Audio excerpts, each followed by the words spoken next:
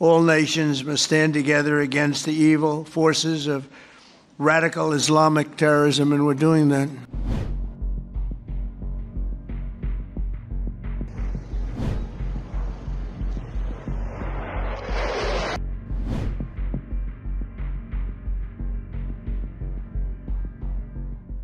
Is Donald Trump preparing to launch another war on Islamic terrorism, specifically against ISIS?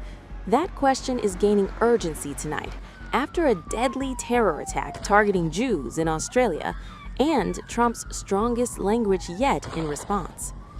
Speaking at a Hanukkah event just days after the Bondi Beach attack in Sydney, Trump delivered a blistering condemnation of what he called purely anti-Semitic, ISIS-inspired terrorism. At least 15 people were killed while celebrating Hanukkah, an attack that has shaken not just Australia, but Jewish communities worldwide. Let me take a moment to send the love and prayers to our entire nation, to the people of Australia, and especially all those affected by the horrific and anti-Semitic terrorist attack, and that's exactly what it is, anti-Semitic, that took place on a Hanukkah celebration in Sydney. What a terrible, terrible thing. We don't learn.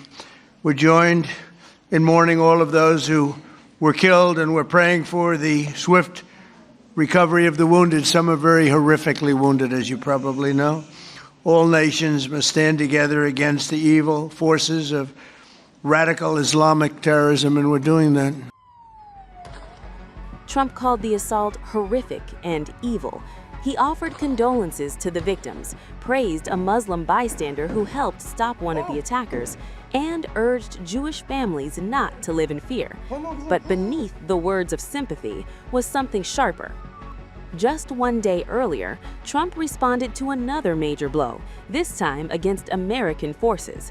An ISIS ambush near Palmyra in Syria killed 2 American soldiers and a civilian interpreter, marking the first American combat deaths in Syria in years.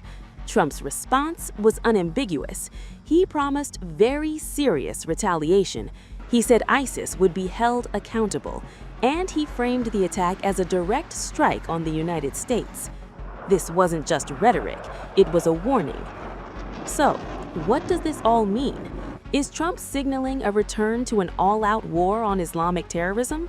On paper, there is no formal declaration of war, no announcement of a massive new military campaign, no sweeping doctrine change. But the pattern matters.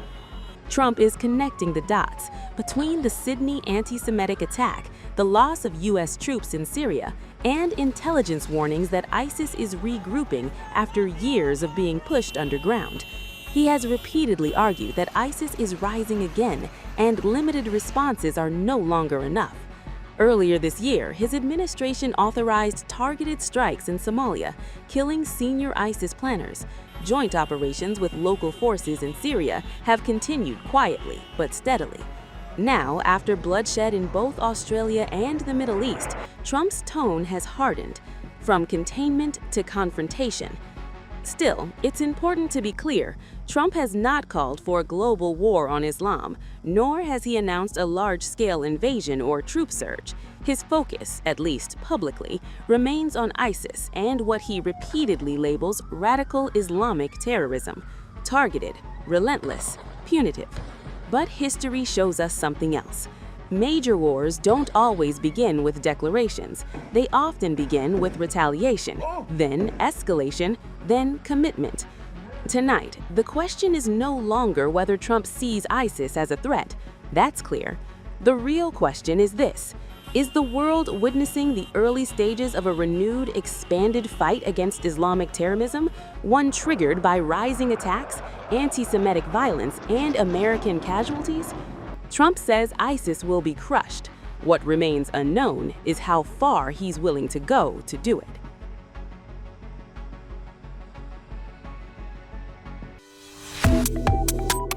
Subscribe to One India and never miss an update. Download the One India app now.